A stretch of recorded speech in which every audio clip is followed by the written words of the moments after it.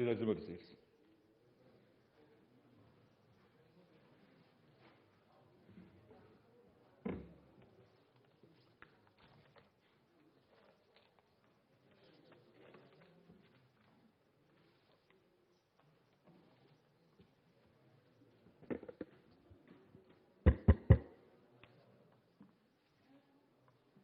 గౌరవ సభ్యులందరికీ మరొకసారి విజ్ఞప్తి. కోవిడ్ నిబంధనలను తప్పనిసరిగా పాటించవలసిందిగా ఈరోజు కూడా విజ్ఞప్తి చేస్తా ఉన్నాను.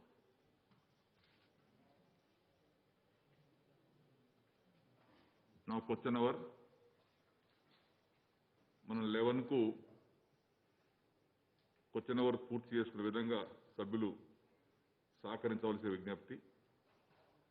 దాని తర్వాత ముఖ్యమైన బిల్లు రెవెన్యూ బిల్లు ఉంది కాబట్టి దాని మీద చర్చ ఉంటుంది. గౌరవ మంత్రివర్గ సభ్యులు గౌరవ సభ్యులు క్వశ్చన్ అవర్ని 11 వరకు ముగించుకునే విధంగా క్వశ్చన్ అడిగేవారు సూటిగా అడగండి, చెప్పేవారు సూటిగా సమాధానం చెప్పండి అని మరొకసారి విజ్ఞప్తి చేస్తూ question number 436 minister for schedule caste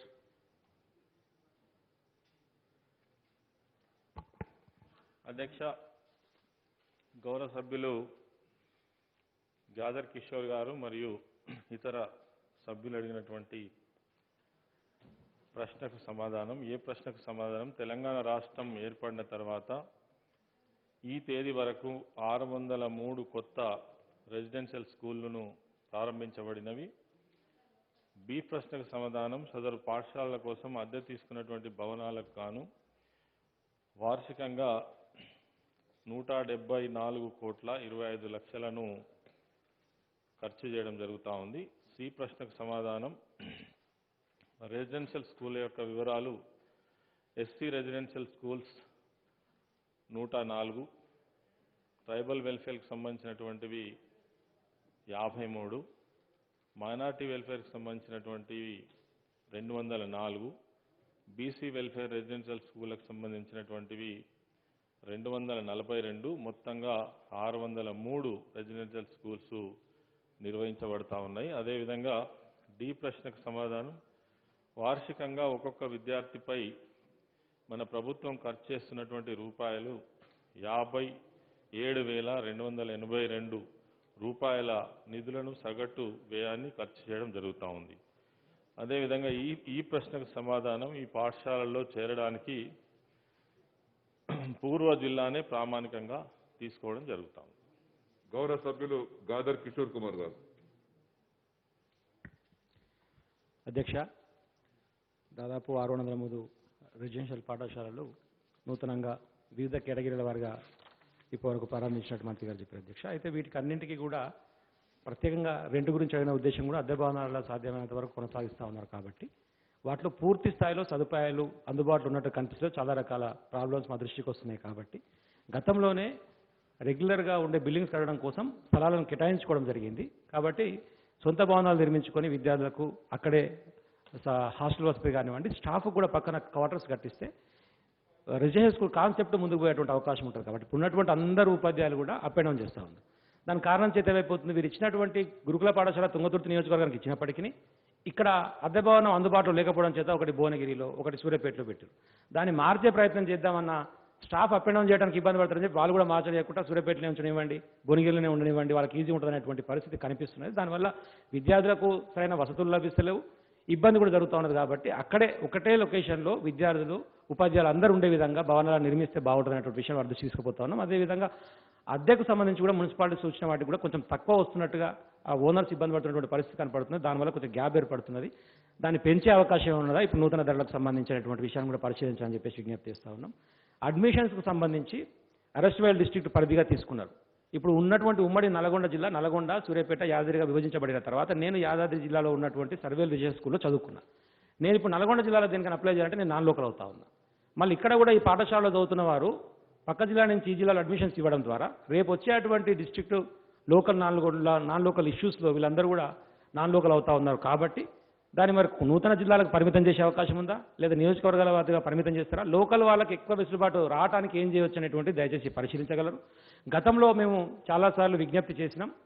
ఏదైతే కేంద్రీయ విద్యాలయాల్లో ఎంపీలకు సంబంధించి ఒక అవకాశం ఇచ్చి ఒక కోటా పెట్టి రిప్రజెంటేషన్స్ ఒక 10 సీట్లు ఇచ్చేటువంటి అవకాశం ఉంటుందో, మేము చెప్పేవి కూడా ఎవరైనా సరే అనాథలు కానివ్వండి, యాక్సిడెంట్స్ గురైపోయి కొంతమంది విధి వైపరీత్యం చేత ఇబ్బంది పడేటువంటి చదువుకునేటువంటి ఉత్సాహం ఉన్నటువంటి పిల్లలకు సౌకర్యం కల్పించే విధంగా మాలాంటి వాళ్ళకు కూడా కొంచెం అవకాశం ఇచ్చినా బాగుంటుంది ఎమ్మెల్యేల కోటా కింద. లేదు అంటే మంత్రి గారి దగ్గరనే ఒక నెంబర్ ఆఫ్ కోటా పెట్టుకొని మేము రికమెండ్ చేసిన వార్ ఫైనల్ చేసి ఇచ్చినా కూడా బాగుంటుంది అనేటువంటి ఈ అంశాలను మీ ద్వారా మంత్రి గారి దృష్టికి తీసుకుపోతా ఉన్నాను అధ్యక్ష.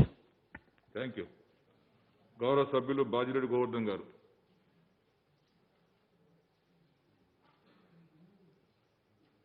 గౌరవ సభ్యులు షకీల్ అమీర్ మహమ్మద్ గారు.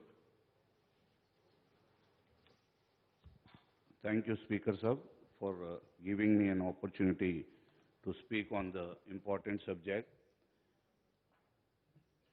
Every poor child in Telangana knows the clear vision of our Honorable Chief Minister to provide quality of education to every poor child of Telangana state.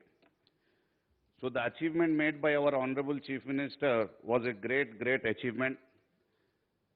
Since the formation, after the formation, since the first day, he is doing everything to provide quality of education for the poor students of Telangana.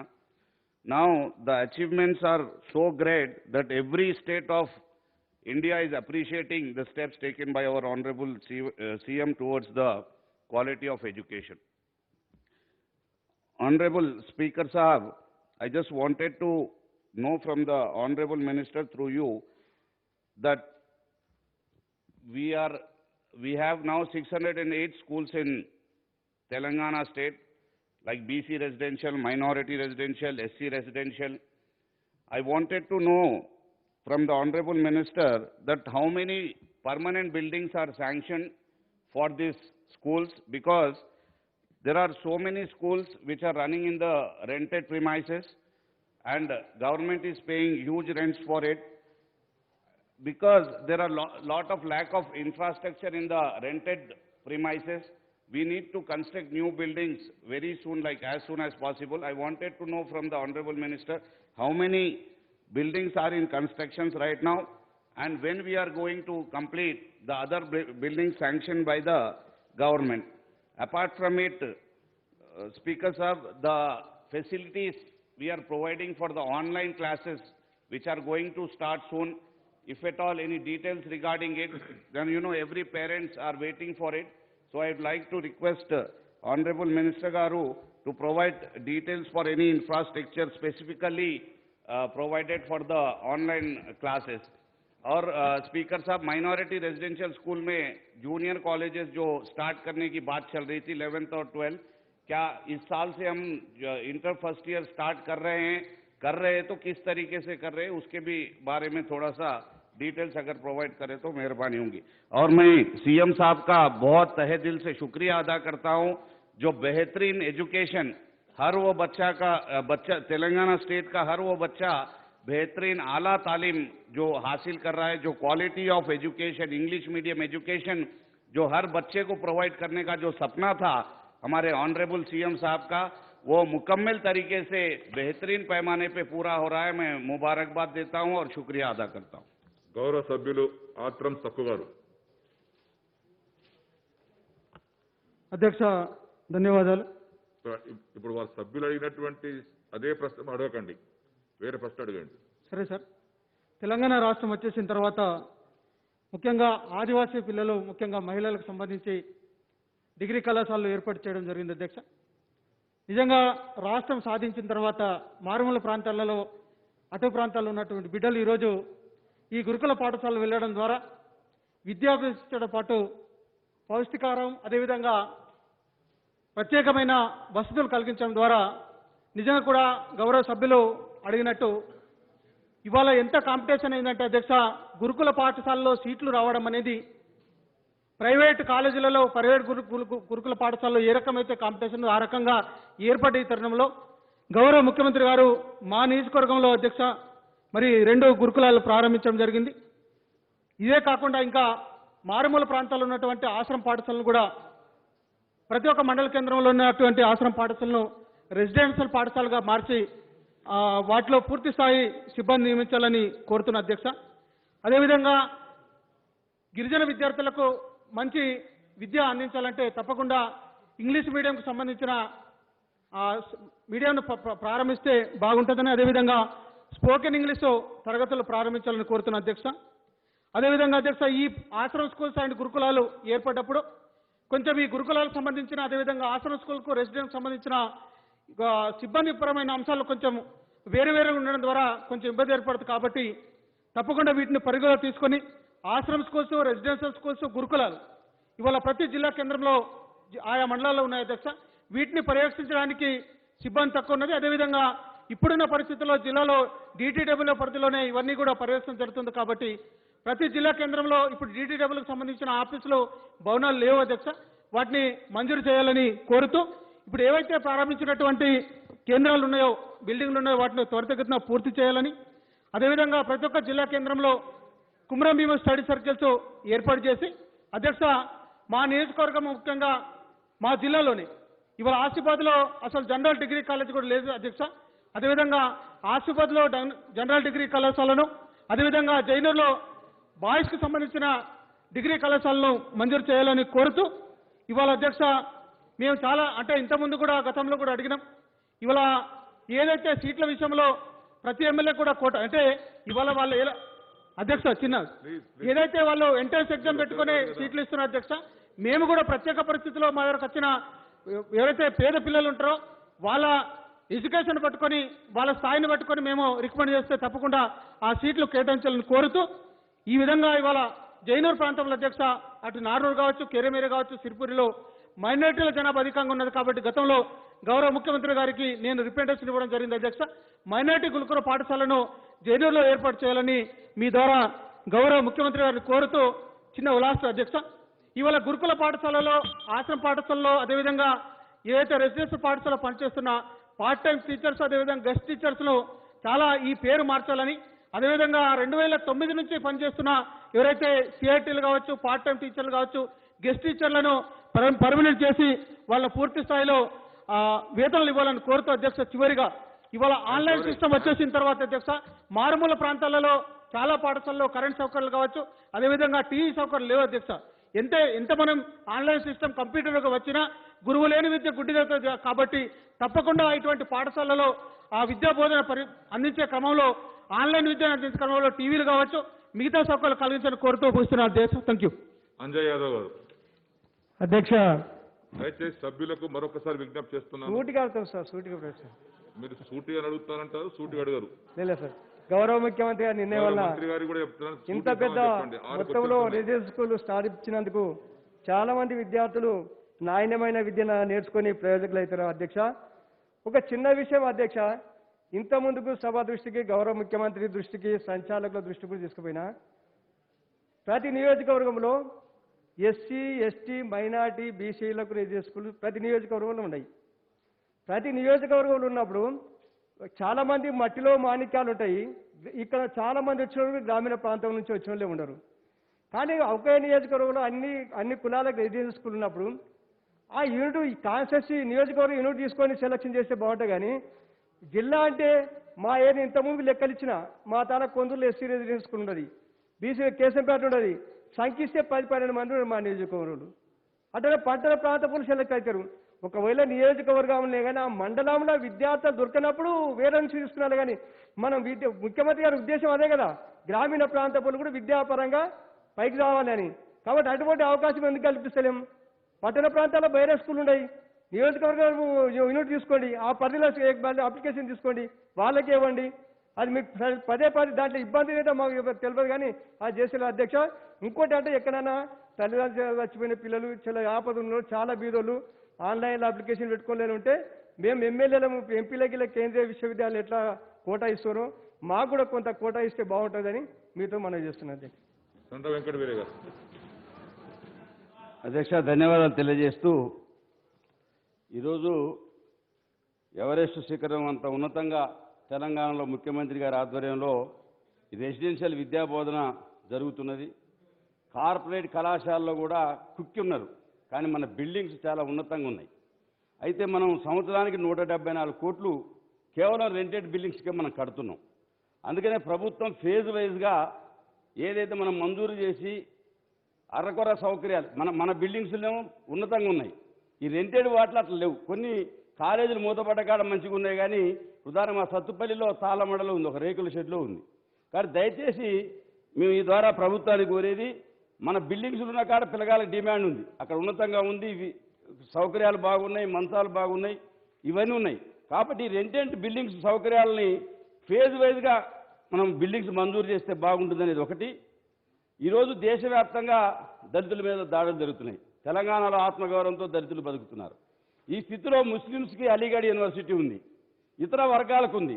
అందుకని మన తెలంగాణ దేశానికి అన్ని రంగాల్లో ఈరోజు వ్యవసాయ సంస్కరణలో కానివ్వండి, రైతు బంధు కానివ్వండి, లేదా అనేక మన కేసీఆర్ కిట్ కానివ్వండి, అన్ని రంగాల్లో మనం ముందున్నాం. కాబట్టి మీ ద్వారా ప్రభుత్వానికి విజ్ఞప్తి చేసేది, ఈరోజు మరి ఎమ్మెల్యేలకు మన తెలంగాణలో ఒక దళిత యూనివర్సిటీని, ఒక గ్లోబల్ యూనివర్సిటీ, ఇప్పుడు ఈరోజు ప్రాథమిక విద్య నుంచి ఇంటర్మీడియట్ ఉన్నాయి, డ్రాప్ అవుట్స్ పడిపోవడానికి మహిళలకు డిగ్రీ కళాశాలలో కూడా మనం పెట్టాం. కాబట్టి ఒక యూనివర్సిటీని, దళిత యూనివర్సిటీని దాన్ని పెట్టే విధంగా చేస్తే బాగుంటుంది. దానికి మన మంత్రి గారి నాయకత్వంలో దళిత శాసనసభ్యులు అందరం మన ముఖ్యమంత్రి గారిని కలిసి భారతదేశానికే ఒక దిక్సూచిగా తెలంగాణ ఉన్నదని నిరూపించే విధంగా ఒక దళిత యూనివర్సిటీని కూడా ఏర్పాటు చేసే ప్రతిపాదనని పరిశీలించాలని చెప్పి మీ ద్వారా గౌరవ ప్రభుత్వానికి విజ్ఞప్తి చేస్తున్నాను. జనాబ్ అక్బర్ సాబ్. Honorable Speaker, sir. Sir, through you, I would like to ask two specific questions, sir.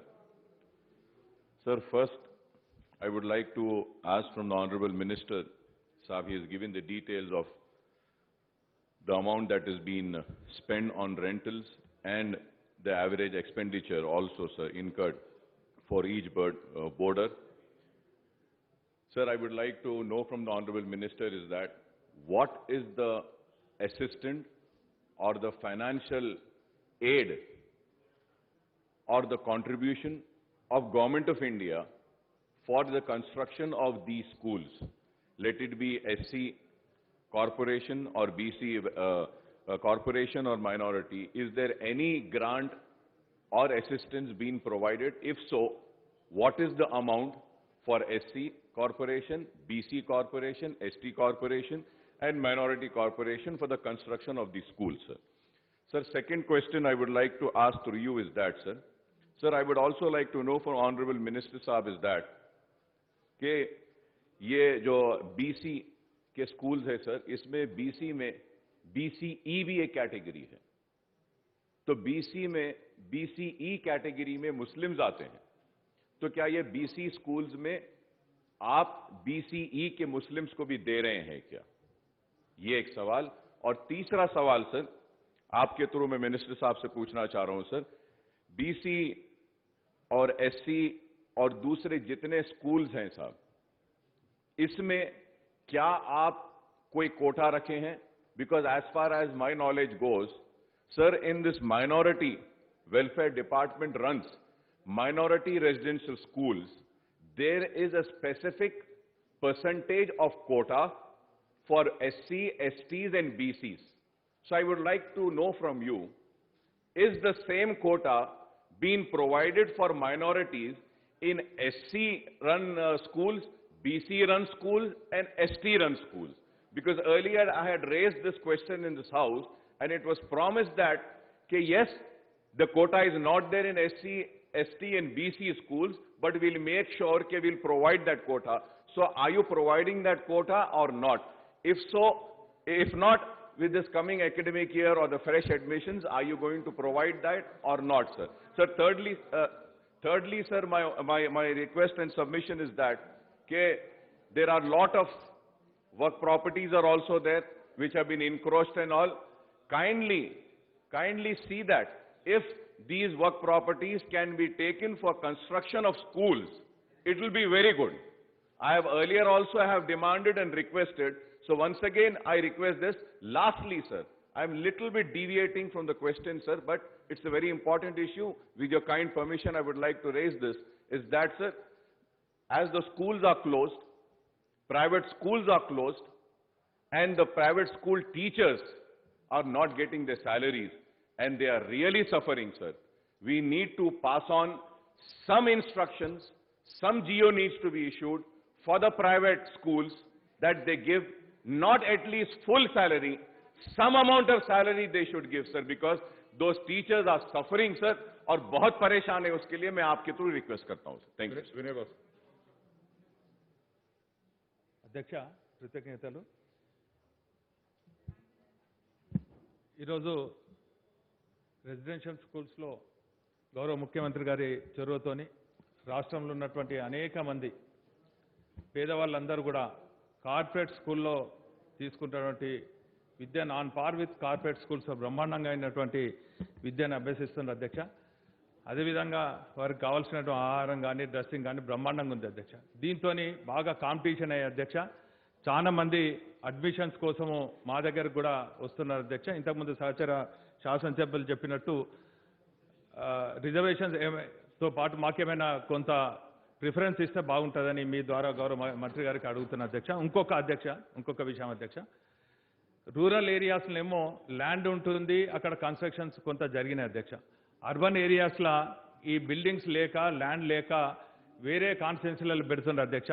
మేము ఎప్పుడైనా ఇన్స్పెక్షన్ పోయేదానికో పిల్లలను పలకరించేదానికో వాళ్ళ ఉన్నటువంటి విద్యలు వాళ్ళ సౌకర్యాలు తెలుసుకుందానికి పోయే వరకు అక్కడ కొంత వేరే అసెంబ్లీ కాన్స్టిట్యున్సీ కాబట్టి ఆ ఎమ్మెల్యేలకు మాకు టైం కలవాలక మేము పోలేకపోతున్నాం అధ్యక్ష. కొంత ఇబ్బందికరంగా ఉన్నది అధ్యక్ష.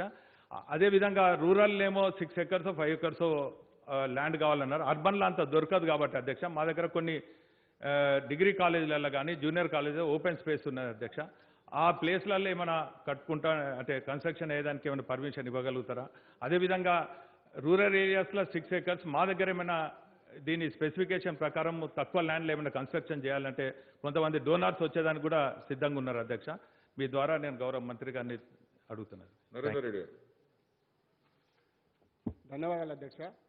గౌరవ ముఖ్యమంత్రి గారు కొడంగల్ నియోజకవర్గానికి 4 గురుకుల పాఠశాలలు మంజూరు చేసినారు. 2 BC girls and boys, 1 ST, 1 minority కూడా ఇచ్చినాడు అధ్యక్ష. ఈ 4 పాఠశాలలు కూడా కొడంగల్ ప్రాపర్ ఎక్కడ నియోజకవర్గంలో ప్రైవేట్ వ్యక్తులకు సంబంధించిన అద్దె భవనాలు లేక ఈ 4 కూడా బయట చేవెళ్ళలో 3, షాద్నగర్ చిటాన్పల్లి 1 నడుస్తూ ఉంది అధ్యక్ష.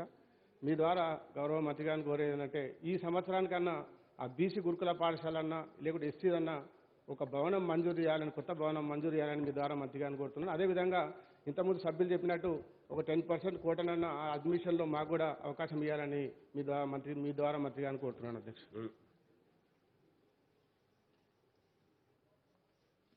నమస్తే అధ్యక్ష. మన దగ్గర రెసిడెన్షియల్ స్కూల్స్ కాన్స్టెన్సీ వైజ్గా రావడం జరిగింది. దాంట్లో భాగంగా మా మక్తల్ నియోజకవర్గం కూడా దాదాపు 5 వచ్చినాయి. 5 మండల వారీగా వస్తే కూడా తీసుకెళ్ళి అన్ని ఒకే దగ్గర పెట్టి జిల్లా తాలూకా హెడ్ క్వార్టర్లో పెట్టి నడుపుకోవాలని ఎక్కడన్నా రూల్స్ గిట్ ఏమైనా పాస్ చేశారా? లేకపోతే వాళ్ళకి స్థలాలు చూపిస్తే కూడా పోవట్లేదు, గవర్నమెంట్ బిల్డింగ్లు ఇస్తే కూడా పోవట్లేదు వాళ్ళు. ఎందుకంటే అన్ని రెంటెడ్లో పెట్టి నడపడం మనకు నష్టం కదా. అందుకే మేము వాళ్ళకి ఎన్నిసార్లు సూచించినా కూడా వాళ్ళు పోవట్లేదు. గౌరవ మంత్రి గారు, మినిస్టర్ గారు. అధ్యక్ష, గౌరవ సభ్యులు గ్యాదర్ కిషోర్ గారు, అదేవిధంగా షకీల్ అహ్మద్ గారు, ఆత్రం సక్కు గారు, వెంకట వీరయ్య గారు, అదేవిధంగా వినయ్ భాస్కర్ గారు, అక్బరుద్దీన్ ఓవైసీ గారు, రామ్మోహన్ రెడ్డి గారు, నరేందర్ రెడ్డి గారు, అంజయ్య గారు, మిత్రులు అంజయ్య గారు, చాలామంది చాలా విషయాలు కూడా రెసిడెన్షియల్ స్కూళ్ళకు సంబంధించినటువంటి చాలా విషయాలను వాళ్ళు ప్రస్తావించడం జరిగింది. సార్, ఇందులో తెలంగాణ రాష్ట్రం వచ్చిన తర్వాత ఈ రెసిడెన్షియల్ స్కూల్ వ్యవస్థ గతంలో ఉన్నప్పటికీ కూడా దీన్ని పూర్తి స్థాయిలో ప్రక్షాళన చేసి నిజమైనటువంటి పేద వర్గాలు ఎవరైతే ఉన్నారో ఎస్సీలు, ఎస్టీలు, బీసీలు, ఇంకా పూర్తి ఆర్థికంగా చితికిపోయినటువంటి వర్గాలకు సరైనటువంటి విద్య అందుతలేదనే ఉద్దేశంతో గౌరవ ముఖ్యమంత్రి గారు దీనిపైన ప్రత్యేకమైనటువంటి శ్రద్ధ తీసుకున్న తర్వాతనే ఈ యొక్క మంచి నిర్ణయం జరిగింది. ఈరోజు గౌరవ శాసనసభ్యులు చెప్పినటువంటి విషయాలలో కూడా వాళ్ళు ఒకవైపు ప్రశ్నిస్తూనే దీని యొక్క గొప్పతనాన్ని కూడా ఒకవైపు చెప్పడం జరుగుతూ ఉంది. అంటే వీటి వల్ల ఎంత మంచి ఫలితాలు వచ్చినాయో ఈ 5-6 సంవత్సరాలలో ప్రత్యక్షంగా ప్రజలకు, విద్యార్థుల తల్లిదండ్రులకు, మన శాసనసభ్యులందరూ కూడా తెలిసినటువంటి విషయం అధ్యక్ష.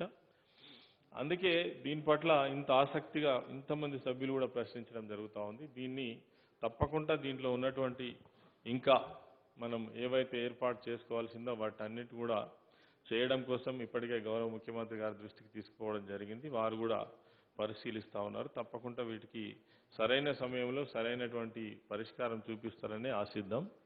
అదేవిధంగా అధ్యక్ష, ఇందులో కొన్ని విషయాలు తప్పకుండా సభ ద్వారా తెలవాల్సినటువంటి అవసరం ఉంది. ఇప్పటికే ఈ 603 ఈ రెసిడెన్షియల్ పాఠశాలలు ప్రారంభించిన తర్వాత ఇందులో మరి సాంఘిక సంక్షేమం సంబంధించి 104 గతంలో ఉన్నవి కాక ఇప్పుడు కొత్తగా మనం ప్రారంభించినాయి. అదేవిధంగా గిరిజన సంక్షేమానికి సంబంధించి 53, తర్వాత మైనారిటీ రెసిడెన్షియల్ స్కూల్స్ అయితే ఒకేసారి 204 మైనారిటీ వెల్ఫేర్ రెసిడెన్షియల్ స్కూల్ ప్రారంభించడం చాలా గొప్ప విషయంగా నేను ఈ సందర్భంగా మనవి చేస్తున్నా అధ్యక్ష. అదేవిధంగా ఈ బీసీ వెల్ఫేర్ రెసిడెన్షియల్ స్కూల్ కూడా 242 ఒకేసారి ప్రారంభించుకోవడం చాలా సంతోషకరమైనటువంటి విషయం. దాని ఫలితాలు కూడా మనం ఇప్పుడు చూస్తూ ఉన్నాం. అదేవిధంగా మొత్తంగా ఇప్పుడు మనం నిర్వహిస్తున్నటువంటి ఈ రెసిడెన్షియల్ స్కూల్స్ ఏవైతున్నాయో 970 రెసిడెన్షియల్ స్కూల్స్ మనం రన్ చేస్తూ ఉన్నాం. ఇందులో మొత్తం మరి ఎంతమంది విద్యార్థులు ప్రయోజనం పొందుతున్నారంటే 4,31,086 మంది విద్యార్థులు మరి బ్రహ్మాండంగా ప్రయోజనం పొందుతున్నారు. ఈ వీటి ఎంట్రన్స్ సంబంధించి కూడా నేను ఇప్పుడే చెప్పిన పూర్వ జిల్లాకు సంబంధించి కొంతమంది సభ్యులు మరి ఇది ఇప్పుడు ఏర్పడ్డ కొత్త జిల్లాల్లో ఇస్తే బాగుంటుందని కోరడం జరుగుతూ ఉంది. దానికి సంబంధించి ఏంటంటే ఇంకా కొన్ని రెసిడెన్షియల్ స్కూల్స్ ఇటు బాయ్స్కు సంబంధించి గర్ల్స్ సంబంధించి ఇప్పుడు కోఎడ్యుకేషన్ జరుగుతున్నది కాబట్టి ఇంకా కొన్ని మనం తీసుకునేటప్పుడు వాటిని మరి ఈ విధంగా మనము కొత్త జిల్లాలకు ఇస్తే బాగుంటుంది అనేటువంటిది కూడా ఒక అభిప్రాయం. అయినా వారు చెప్పినటువంటి విషయాన్ని కూడా తప్పకుండా పరిశీలనలోకి తీసుకొని వాటి సాధ్యమైతే తప్పకుండా చేసే ప్రయత్నం చేద్దామని ఈ సందర్భంగా మనవి చేస్తున్నా అధ్యక్ష. అదేవిధంగా స్పెసిఫిక్గా సభ్యులు అడిగినటువంటి క్వశ్చన్లలో ఈ అద్దె భవనాల గురించి ఎక్కువ మంది కూడా మాట్లాడడం జరిగింది అధ్యక్ష. వాస్తవమే, ఎందుకంటే ఒకేసారి ఇంత పెద్ద సంఖ్యలో కొత్తగా ఏర్పడినటువంటి రాష్ట్రం మరి ఈ విద్యా వ్యవస్థలో ఒక సమూలమైనటువంటి మార్పులు తీసుకురావాలనేటువంటి ప్రయత్నంలో భాగంగా 603 రెసిడెన్షియల్ స్కూళ్లను ఒకేసారి ప్రారంభించడం వల్ల ఇవన్నీ కూడా అద్దె భవనాలలో మనం తీసుకోవాల్సినటువంటి పరిస్థితి ఏర్పడ్డది. అయినప్పటికీ నేను స్వయంగా చాలా రెసిడెన్షియల్ స్కూల్స్ నేను స్వయంగా వెళ్ళి మరి చూడడం జరిగింది అధ్యక్ష. కానీ నాకు తెలిసినంత వరకు కొన్ని గ్రామీణ ప్రాంతాలలో ఉన్నటువంటి ఏవైతే మండల స్థాయిలో ఉన్నటువంటి రెసిడెన్షియల్ స్కూళ్ళల్లో కొంచెం సదుపాయాలు తక్కువ ఉన్నాయేమో కానీ జిల్లా కేంద్రంలో కానీ లేదంటే డివిజన్ హెడ్ క్వార్టర్స్లో కానీ హైదరాబాద్ నగరంలో ఉన్నటువంటి రెసిడెన్షియల్ స్కూల్స్ ఏవైతే ఉన్నాయో ఒక్క మాటలో చెప్పాలంటే అధ్యక్ష, మన కార్పొరేట్ విద్యా సంస్థలు ఏవైతే రెసిడెన్షియల్ సిస్టంలో నడుపుతున్నావో వాటికంటే కూడా బ్రహ్మాండమైనటువంటి సౌకర్యాలతో ఉన్నాయి. నేను చాలా ఆనందపడ్డా, చాలా సంతోషించిన. మరి కొన్ని బిల్డింగ్స్ చూసిన తర్వాత వాళ్ళ లైబ్రరీ కావచ్చు, కాన్ఫరెన్స్ హాల్ కావచ్చు, పిల్లల క్లాస్ రూమ్స్ కావచ్చు, వాళ్ళ డైనింగ్ హాల్ కావచ్చు, చాలా గొప్పగా నిర్వహణ జరుగుతుంది అధ్యక్ష. ఎవరైనా సభ్యులు ఒకసారి మీ కాన్స్టిట్యున్సీలో కూడా వాళ్ళు సందర్శిస్తే బాగుంటుంది. వాళ్ళకి ఏ రకమైనటువంటి ఫుడ్ మెనూ మేము మెయింటైన్ చేస్తున్నాం, వాళ్ళ క్వాలిటీ ఎడ్యుకేషన్ కూడా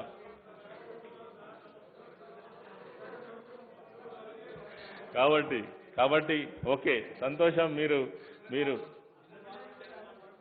ఓకే, అదే అయితే చాలా సంతోషం. దాని ఫలితాలు కూడా మనం ఈరోజు చూస్తున్నాం. అదేవిధంగా అధ్యక్ష, ఈ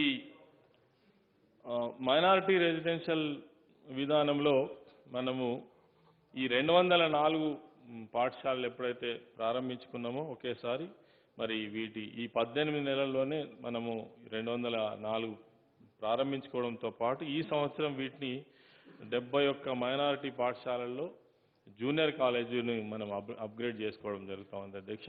దీంతో మరి ఇదివరకు ఎవరైతే ముస్లిం మైనారిటీ పిల్లలు కావచ్చు, క్రిస్టియన్ మైనారిటీలో ఉన్నటువంటి పిల్లలు కావచ్చు, చదువుకు దూరం ఉన్నటువంటి వాళ్లకు ఏకమొత్తంగా మనకు అంటే ఈ ఇంటర్మీడియట్ స్థాయి వరకు కూడా ఏ రకమైన ఇబ్బంది లేకుండా ప్రభుత్వ రెసిడెన్షియల్ పాఠశాలలో చదువుకునేటువంటి అవకాశం కలుగుతూ ఉంది అధ్యక్ష. అదేవిధంగా ఇంకా కొన్ని మనం దీంట్లో ఉన్నటువంటి గొప్ప విషయాలు కూడా చెప్పుకోవాల్సినటువంటి అవసరం ఉంది. సమైక్య రాష్ట్రంలో సైనిక్ స్కూల్ జస్ట్ ఒక్క 5 మినిట్స్ ఇంతమంది అడిగారు అధ్యక్ష, వాళ్ళందరికీ కూడా ఆన్సర్ చేయాలి. అయితే సైనిక్ స్కూల్ సిస్టమ్ మనకు ఒక సమైక్య రాష్ట్రంలో ఒకే ఒక సైనిక్ స్కూల్ కోరకొండలో ఉండే అధ్యక్ష. కానీ తెలంగాణ రాష్ట్రం వచ్చిన తర్వాత ఈ సైనిక్ స్కూల్స్ మరి మన రాష్ట్రంలో ఇప్పటికే ఎస్సీల కొరకు రుక్మాపూర్లో బ్రహ్మాండమైన సైనిక్ స్కూల్ నిర్వహణ జరుగుతూ ఉంది. ఎస్టీల కోసం వరంగల్ జిల్లాలో ఒక సైనిక్ స్కూల్ నిర్వహణ జరుగుతూ ఉంది. ఎస్సీ మహిళల కోసం డిగ్రీ స్థాయిలో మరి యాదాద్రి జిల్లాలో నేను స్వయంగా ఈ 3 సైనిక్ స్కూల్స్ కూడా చూసిన తర్వాత నేనే ఆశ్చర్యపోయిన అధ్యక్ష. అంత బ్రహ్మాండంగా ఈ స్కూల్లో చదివినటువంటి పిల్లలు వాళ్ళకు ఒక ఆత్మవిశ్వాసం కలిగే విధంగా డెఫినెట్గా వాళ్ళు మరి రేపు ఒక మంచి ఆఫీసర్గా ఎదిగేటువంటి ధైర్యాన్ని ఇచ్చే విధంగా ఈ పాఠశాల నిర్వహణ జరుగుతూ ఉంది. అదేవిధంగా మరి దీంట్లో ఇంకా కొన్ని ప్రశ్నలు కూడా మన వాళ్ళు అడిగినారు. మరి దీంట్లో ఇంగ్లీషు మాధ్యమంలో మనం ఈ విద్యా నిర్వహణ కూడా చేస్తూ ఉన్నాం. తర్వాత కంప్యూటర్ సైన్స్, తర్వాత ఈ రోబోటిక్ ల్యాబ్స్ని కూడా మనం మెయింటైన్ చేస్తున్నాం. డిజిటల్ తరగతులు కూడా ఇంతకుముందే సభ్యులు అడిగినటువంటి విధంగా డిజిటల్ తరగతులు మనం కంటిన్యూ చేస్తూ ఉన్నాం. తర్వాత విద్యార్థులకు అన్ని రకాల పౌష్టికాహారం అందించడం జరుగుతూ ఉంది. డైట్ ఛార్జెస్ కూడా పెంచడం జరిగింది, కాస్మెటిక్ ఛార్జెస్ కూడా పెంచడం జరిగింది. తర్వాత వాళ్ళ ఆరోగ్య పరిస్థితిని ఎప్పటికప్పుడు గమనించడం కోసం మరి కమాండ్ కంట్రోల్ సెంటర్ను కూడా ఏర్పాటు చేసి ప్రతి విద్యార్థి యొక్క ఆరోగ్యాన్ని ఎప్పటికప్పుడు మరి తెలుసుకోవడం కూడా జరుగుతూ ఉంది. నిజంగా ఇది ప్రైవేటు వ్యవస్థలో కూడా ఇటువంటి విధానం ఇప్పటి వరకు వాళ్ళు అమలు పరిచి ఉండరని ఈ సందర్భంగా మనవి చేస్తున్న అధ్యక్ష. అదేవిధంగా ఎన్ని రకాల సౌకర్యాలు కల్పిస్తున్నటువంటి సందర్భంలో మన విద్యార్థులు కూడా మంచి ఫలితాలను కూడా సాధిస్తున్నారు. ఎస్ఎస్సిలో 96% మన ఉత్తీర్ణత శాతం ఉంది. చాలామంది విద్యార్థులు ఈ యొక్క ప్రతిభను కనబరుస్తూ ఉన్నారు. తర్వాత టిమ్రీస్లో చదివినటువంటి పిల్లలు మరి ఇంధన రహిత బైక్ను తయారు చేసేటువంటి ప్రయత్నం చేశారు. నాసా అంతరిక్ష అభివృద్ధి కార్యక్రమాలలో పాల్గొంటూ ఉన్నారు. గతంలో మరి 6 MBBS సీట్లు మనం సాధించేది అధ్యక్ష గతంలో. కానీ ఈసారి మన గొప్ప విషయం ఏంటంటే 60 సీట్లు మన పిల్లలు సాధించుకుంటున్నారు. ఇది చాలా గొప్ప విషయం. అంతేకాకుండా ఈ పాఠశాలలో చదివినటువంటి ఎందరో విద్యార్థులు IAS కానీ, IPS కానీ, IRS కానీ, తర్వాత డాక్టర్లు, ఇంజనీర్లు దేశాల్లో స్థిరపడి మరి అసాధారణమైనటువంటి ప్రతిభ కనబరుస్తున్నటువంటి పరిస్థితి ఈరోజు ఈ రెసిడెన్షియల్ స్కూళ్ళలో చదివినటువంటి విద్యార్థులకు ఉన్నది.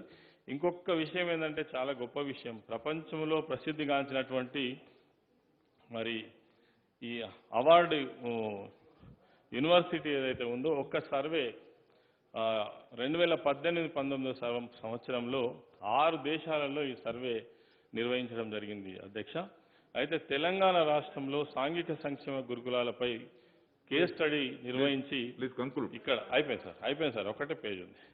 అయితే ఈ తెలంగాణ రాష్ట్రంలో నిర్వహించబడుతున్నటువంటి మరి రెసిడెన్షియల్ స్కూల్లో ఉన్నటువంటి విద్యా విధానం ఏదైతే ఉందో చాలా గొప్పగా ఉందని వాళ్ళు నిర్ధారించి ఈ యూనివర్సిటీలో వాళ్ళొక పాఠ్య అంశంగా తీసుకోవడం అనేటువంటిది చాలా గొప్ప విషయం అధ్యక్ష.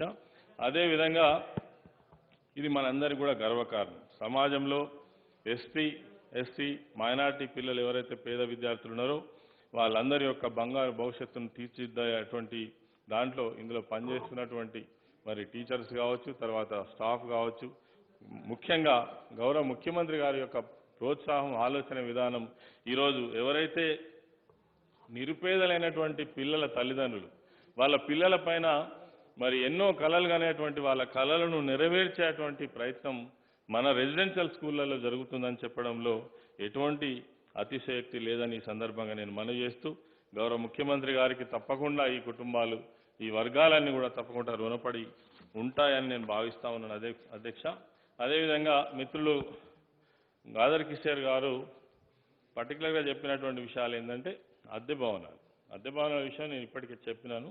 అద్దె భవనాలు త్వరలో మన యొక్క ఆర్థిక పరిస్థితిని బట్టి ఎక్కడైనా వరస్ట్గా ఉన్నట్టయితే సౌకర్యాలు వాటిని మనం మార్చుకునేటువంటి ప్రయత్నం చేద్దాం. తొందరలో కూడా మరి మన ఆర్థిక పరిస్థితిని బట్టి కొత్త బిల్డింగ్స్ కూడా కట్టుకునేటువంటి ప్రయత్నం చేద్దామని ఈ సందర్భంగా మనవి చేస్తా ఉన్నాను.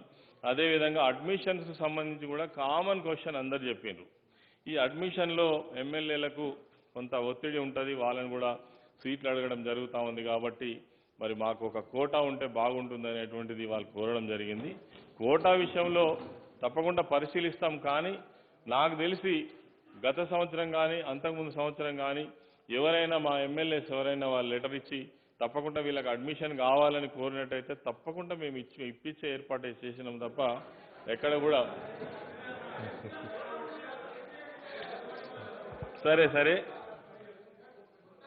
ఏర్పాటు తప్పకుండా మీ యొక్క ప్రతిపాదన ఇవ్వండి, వాటిని ఇచ్చే ప్రయత్నం చేస్తాం. కోటా విషయంలో కూడా తప్పకుండా మనము మరి ప్రయత్నం చేద్దామని సందర్భంగా మనవి చేస్తా ఉన్నాను. అదేవిధంగా మిత్రులు